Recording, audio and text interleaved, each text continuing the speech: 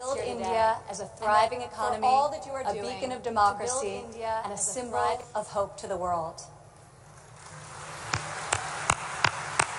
What you are achieving here is truly extraordinary.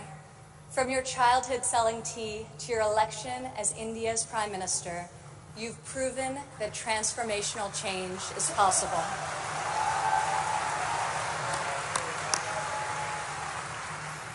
And now you are bringing that promise to hundreds of millions of people across your country. Thank you. To the people of India, I want to congratulate you as you celebrate the 70th anniversary of your independence. You are celebrating it as the world's largest democracies and one of the fastest growing economies on earth.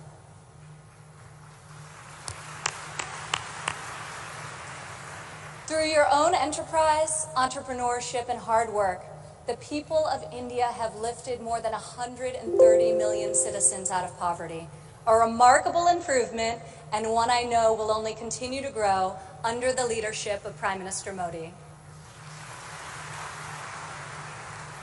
All of you are helping India's middle class reach its goal of nearly 500 million people by 2030. You have opened new universities across the country. Your doctors and scientists are discovering medical cures and life-saving technologies. Your engineers and your architects have built modern wonders that grace your skies.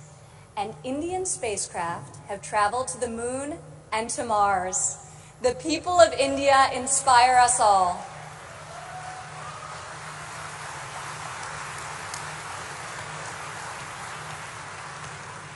This is the first time India has hosted the Global Entrepreneurship Summit. It is a symbol of the strength and friendship between our two people and the growing economic and security partnership between our two nations. As President Trump said earlier this year, India has a true friend in the White House.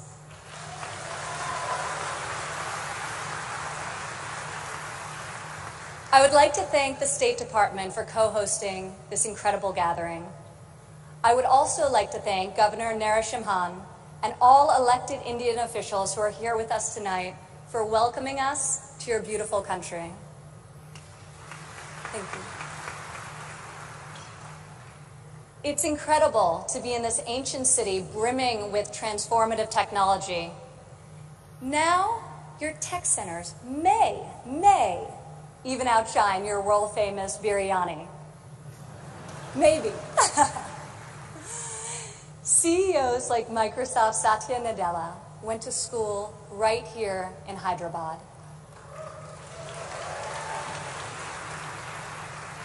Just a few kilometers away, T-Hub's brand new facility is set to open next year and will become the largest incubator in Asia.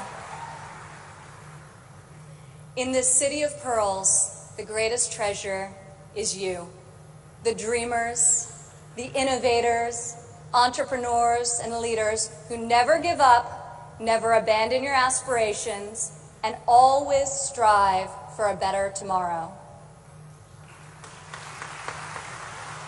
Today, we come together to celebrate what is happening here in India, what is happening in the United States and all over the world. Entrepreneurs are revolutionizing our economies and improving our societies. You are rewriting the rules. You have the inspiration and drive to serve our communities through the projects you start and the businesses you build. You have the grit, the perseverance, and the will to succeed. Each of you started with an idea. You've worked long days and nights to code the next robot, create the next app, find the next cure, and discover the next breakthrough to improve the lives of millions of people.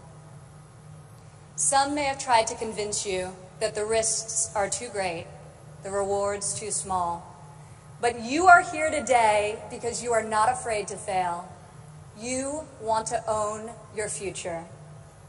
So I want to congratulate you on all that you have already accomplished.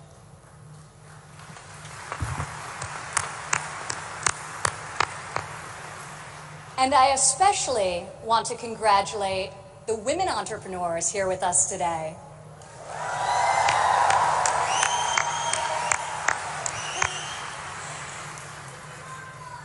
Thank you. This year's summit is focused on a theme that is key to our future: women first, prosperity for all. I'm proud to say that for the first time ever, women make up the majority of the 1,500 entrepreneurs selected to attend this summit. I see all of you out there. Only when women are empowered to thrive will our families, our economies, and our societies reach their fullest potential.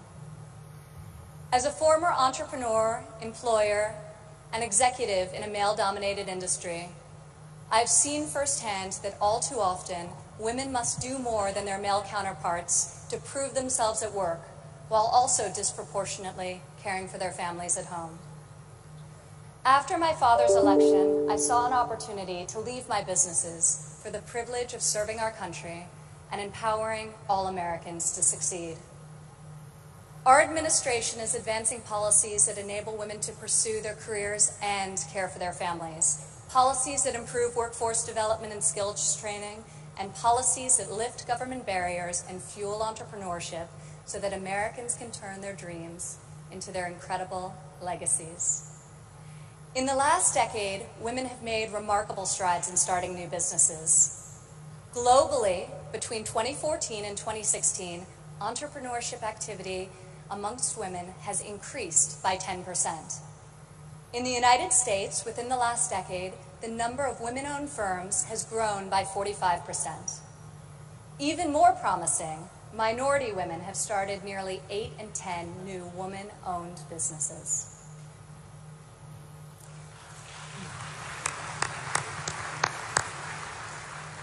Today, more than 11 million women in the United States own businesses. They employ nearly 9 million workers and generate over $1 trillion in revenue.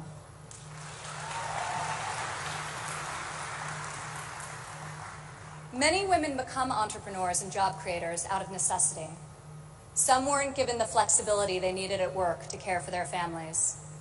Others lacked professional sponsors or weren't given a fair shot at a promotion. Instead, women, like the many here today, are charting their own courses and achieving incredible feats. Fueling the growth of women-led businesses isn't simply good for society, it's good for our economy. One study estimates that closing the gender entrepreneurship gap worldwide could grow our global GDP by as much as 2%. The woman in this room can lead the way in closing that gap and ushering in a new era of greater prosperity.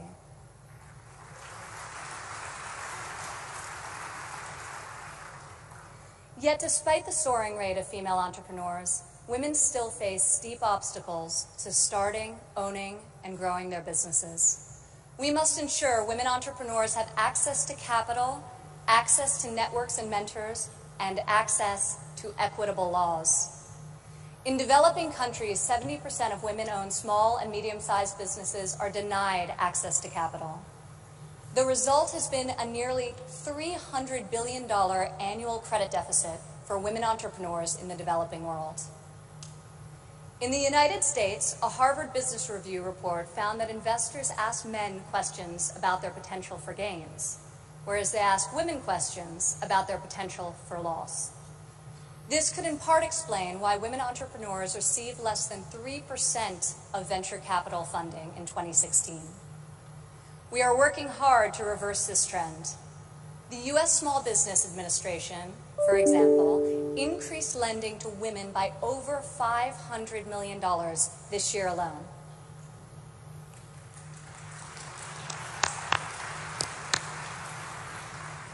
When it comes to networks and mentorship, roughly half of women in the United States say they have difficulty finding a mentor. Yet mentorship is critical to success, as each of you knows. Entrepreneurs need professional guidance to help them start and grow their business. In the United States, we are fostering mentorship through programs such as SCORE, a nationwide initiative where successful men and women coach those who want to become their own CEOs. And when it comes to equitable laws, while many developed and developing countries have made tremendous strides, there is still much work to be done. In some countries, women are not allowed to own property, travel freely, or work without the consent of their husbands. In even more countries, the cultural and family pressure is so great that women do not feel the freedom to work outside of the home. Our administration is striving to promote greater opportunity for women around the world, both through our domestic reforms and our international initiatives. This summer at the G20 conference, the United States was a founding member of a bold new initiative with the World Bank, the Women Entrepreneur Finance Initiative, also known as WEFI.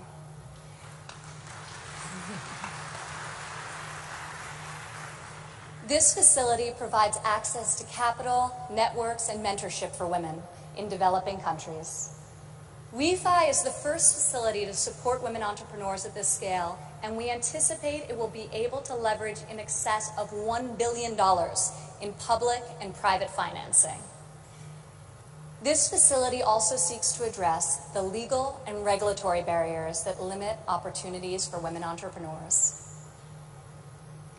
In the last decade, USAID has promoted women's entrepreneurship through a number of programs, including providing microfinance loans to women in Afghanistan and bringing internet access to women in Nigeria and Kenya.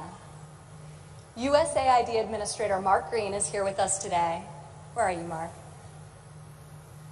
Thank you, Mark.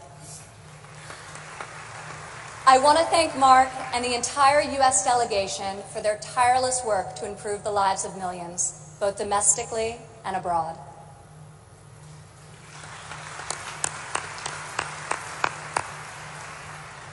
Further, as each and every one of you can attest, this summit is yet another powerful example of a U.S. initiative that connects entrepreneurs around the world with investors who believe in your mission and will champion your success. I want to thank the U.S. business leaders who have traveled all the way to Hyderabad for this inspiring event. I also want to congratulate the more than 350 American entrepreneurs who were selected to be with us here today to represent America's brightest talent.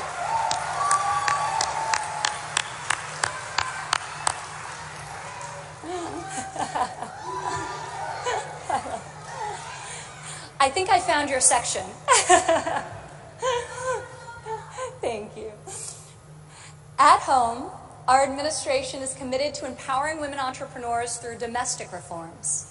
In the past 11 months, we have expanded apprenticeship programs and prioritized STEM education to ensure that women and men have more opportunities to master the skills that drive progress in the 21st century. We have dramatically reduced job-crushing regulations, which disproportionately hurt entrepreneurs and small business owners. And we are laser-focused on passing long-overdue tax cuts.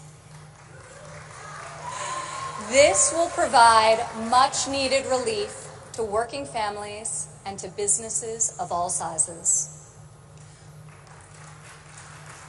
Also this year, for the first time ever, the President's budget included a proposal to establish a nationwide program for paid family leave.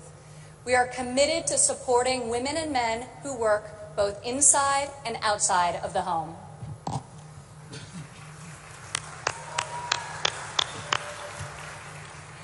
When women work, it creates a unique multiplier effect. Women are more likely than men to hire other women, to give them access to capital, mentorship, and networks.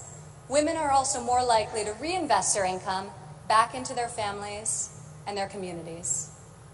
Here in India, I want to applaud Prime Minister Modi for his firm belief that the progress of humanity is incomplete without.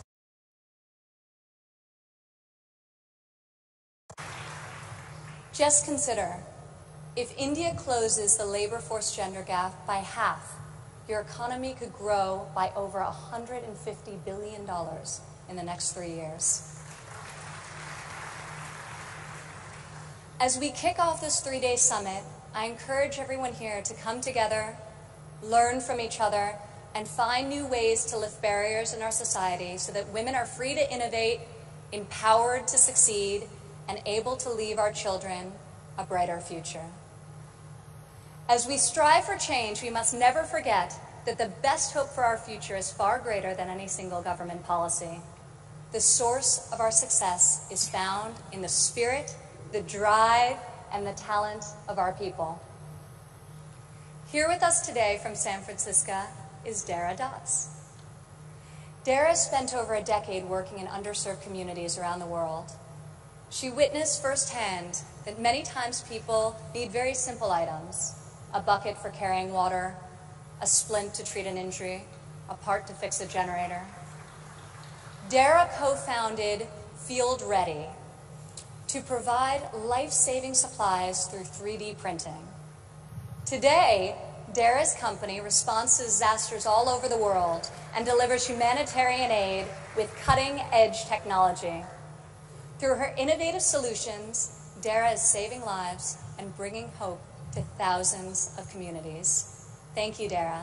Please stand up, Dara.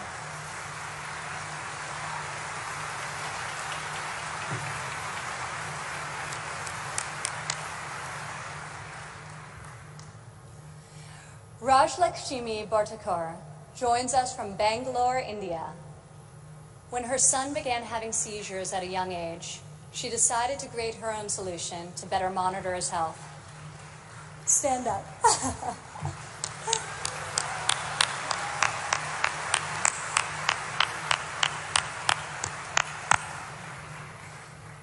She invented a smart glove that predicts, manages, and detects different diseases and disorders using artificial intelligence. Now her company, Terra Blue, aims to make specialty healthcare accessible in even the most remote places in India. Rajlakshmi, your courage and determination is truly remarkable. Congratulations. Thank you.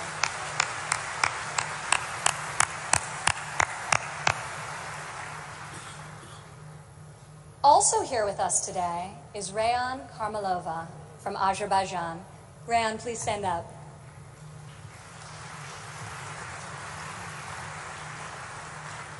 You all won't believe this, but Rayan is just 15 years old.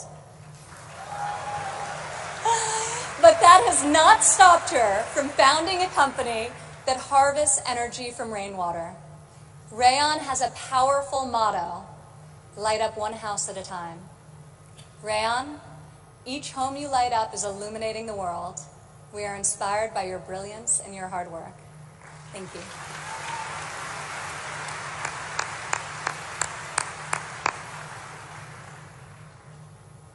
These women represent the vision, the ambition, the grit of every entrepreneur here today. You are saving lives, creating jobs, and bringing hope to our communities. You are transforming our societies one business and one customer at a time. You prove to the world that we have the power to rise above the challenges of our day and to pioneer new pathways forward and to leave our mark on this moment in history. Just think about how much better the world would be if all of us, men and women, are empowered to dream big, aim high, and work together towards a more just and prosperous future. A future where mothers and fathers can work hard to build a better life for their families, where boys and girls can go to school, discover their talents, and pursue their ambitions, and where people of all nations can live and work together in dignity and in peace. This is the future we can, will, and must build together. And this is the promise of the visionaries gathered in this room today. Thank you.